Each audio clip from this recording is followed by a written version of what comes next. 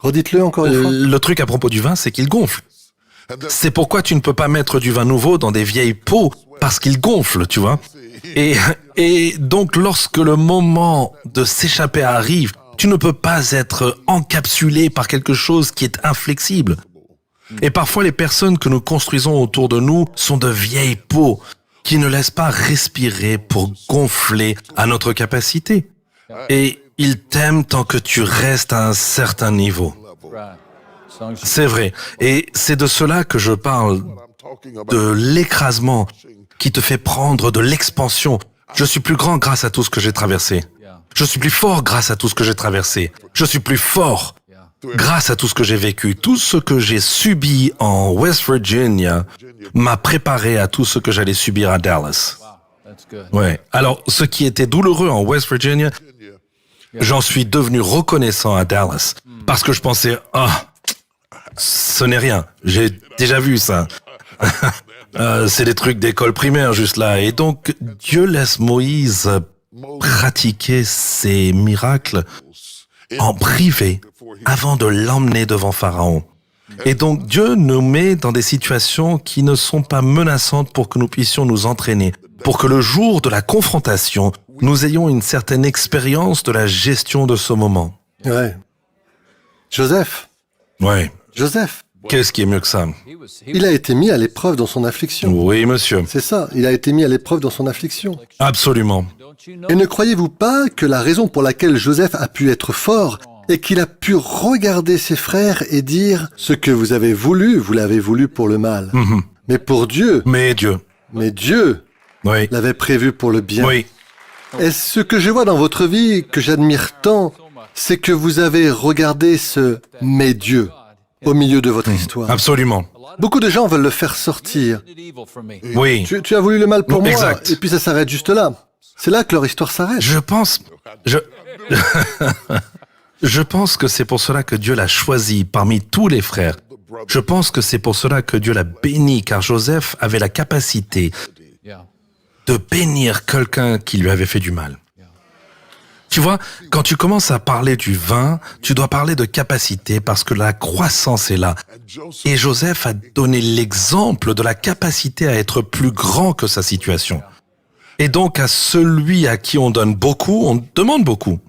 Et je crois vraiment de tout mon cœur, quand tu lis l'histoire de Joseph, que sa plus grande force était sa capacité à aimer ceux qui l'avaient victimisé. Parce que lorsqu'il les voyait, il pleurait. C'est vrai. Vous vous souvenez, avant qu'il ne divulgue, avant qu'il ne reconnaisse qui il était, C'est exact. il a dû sortir et pleurer. Son cœur était si tendre. C'est vrai. Et je pense en fait que lorsqu'il a dit « vous l'avez voulu pour le mal, mais Dieu l'a rendu pour le bien », je pense qu'il essayait de les réconforter, pas de les châtier. Je pense que vous avez raison. Ouais. Et ça va aller, ça va aller. C'est bon. Ça va aller. Vous aviez prévu le mal, mais ça va. Dieu l'a transformé et j'y suis quand même arrivé. Lorsque tu retires ton histoire des personnes qui t'ont fait du mal et que tu détermines dans ton cœur que quoi que tu aies fait, c'est pas grave. Je suis quand même arrivé. Tu n'auras aucune raison d'être amer. Et voilà. En fait,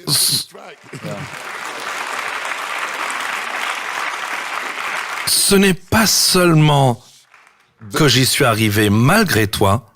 À bien des égards, je suis arrivé grâce à toi. Grâce à toi, Dieu. Oui, Grâce à toi. à cause de toi. Je ne le savais pas, mais Dieu m'aidait. Tu m'aidais. Il m'enseignait, il me Tu formait. m'aidais, tu m'enseignais, tu me formais, tu me préparais.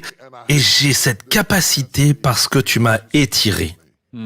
Dieu nous donne la capacité de réinterpréter notre passé, n'est-ce pas? Oui.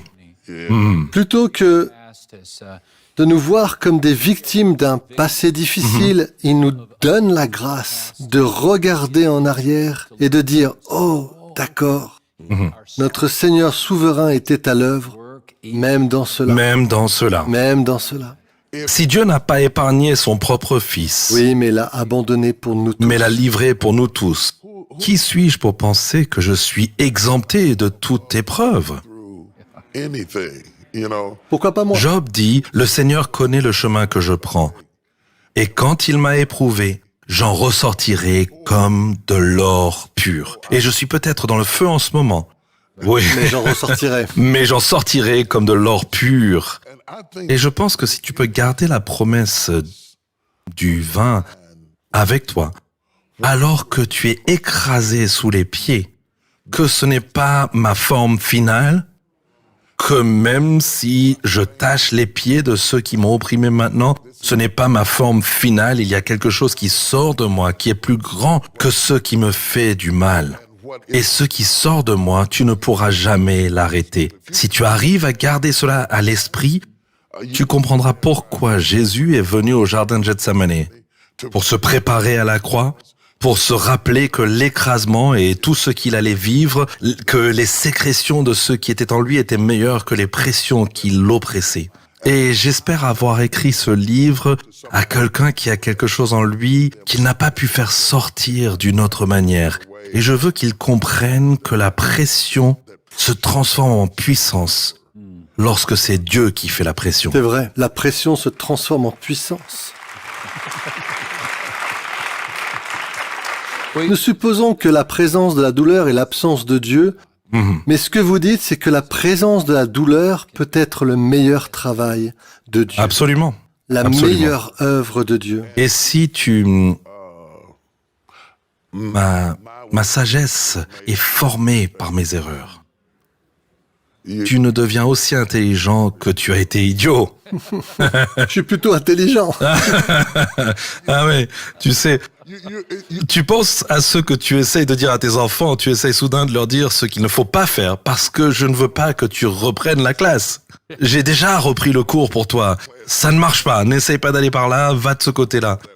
Et pourtant, parfois, ils doivent avoir leurs propres expériences pour avoir leur propre relation avec Dieu. Et je pense que la parole est en train d'être écrite au travers des expériences de nos vies, même aujourd'hui. Que d'une certaine manière, nous sommes le 67e livre, que nous sommes des épîtres vivants du pain des hommes et que Dieu écrit à travers les situations de nos vies parce que nous sommes la seule Bible que certaines personnes verront.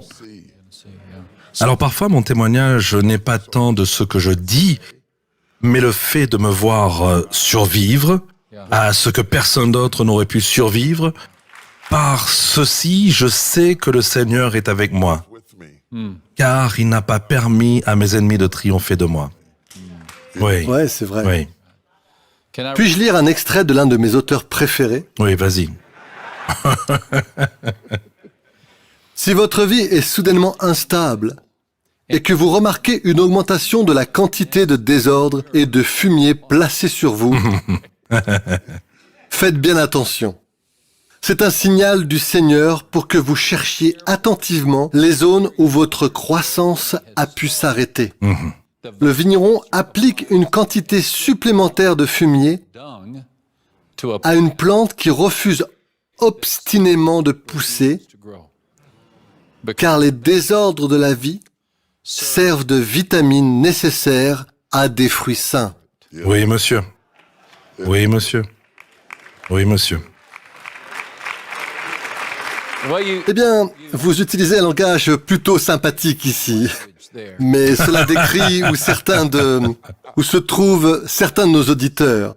La croissance est malodorante. La croissance est une affaire qui sent mauvais. Ça pue. Oui, la croissance est une affaire qui sent mauvais. Oui, la croissance est une affaire qui pue. La naissance est sale. Oui. Je pensais autrefois que les bébés naissaient et qu'ils ressemblaient aux bébés gerbères, comme dans les vieux films, quand on était petit, où ils sortaient simplement et puis le bébé ressemblait au bébé gerbère. Mais dans la vraie vie, la naissance est désordonnée. La naissance est une affaire malodorante, la naissance est une affaire douloureuse. Et la naissance est une affaire de pression et de poussée. Et le bébé est meurtri. Et la mère est faible et fatiguée parce que la vie a de la valeur. Elle coûte quelque chose et tu ne peux pas avoir de vie sans travail. Tu vois? Et pour moi, ce qui en fait la valeur, c'est que le bébé maintenant, autrefois, il salait le bébé pour le guérir du processus d'accouchement, pour qu'il y ait une certaine guérison. L'une des choses dont je parle, je vais juste le mentionner très rapidement, je sais que notre temps est presque terminé, c'est la douleur de la guérison. Il y a une douleur après la chirurgie qui n'est pas la même que celle avant la chirurgie. Ce n'est pas parce que la chirurgie a été correctement effectuée et efficace que le patient ne ressent pas de douleur, qu'il a du mal à se rétablir. qu'il y a une douleur de récupération. Et ce n'est pas parce que tu ressens de la douleur que tu ne t'améliores pas. C'est vrai. En fait, cette douleur est une indication que vous vous améliorez. Absolument. C'est ce que je te dis, ouais. Toute personne qui essaie de se mettre au sport sait qu'il y a du plaisir. Oh, ne me parle même pas de ça. Mais oh là là. Ah, ça c'est pas un bon sujet. Oh là là. Mais ça fait mal. Oui, ça fait oui, mal. ça fait mal parce que tu déchires du muscle. Et au fur et à mesure que le muscle se déchire, il se dilate. Et à chaque fois que tu vas gonfler, ça fait mal de grandir en capacité. Et donc les gens qui deviennent ces personnes volumineuses, ça leur coûte quelque chose. Ça leur coûte beaucoup. Faites attention à ne pas les envier et de vouloir être eux. Je veux être toi, je vais être le prochain toi et je vais avoir ton manteau. Tu ne peux pas avoir mon manteau tant que tu n'as pas résisté à ma misère. Oh oui, c'est bien, c'est très bien. Oui. Oui, je ne veux pas cette misère. Nous n'avons plus Ah, de je temps. sais. Oh mon Dieu, je sais que cela allait arriver. Je le savais. Nous sommes juste en train Oui, de nous je- échauffer. oui, c'est vrai, Nous on sommes commence juste à en peine. train de nous échauffer. Un mot que vous avez pour quelqu'un qui est là dans ce désordre.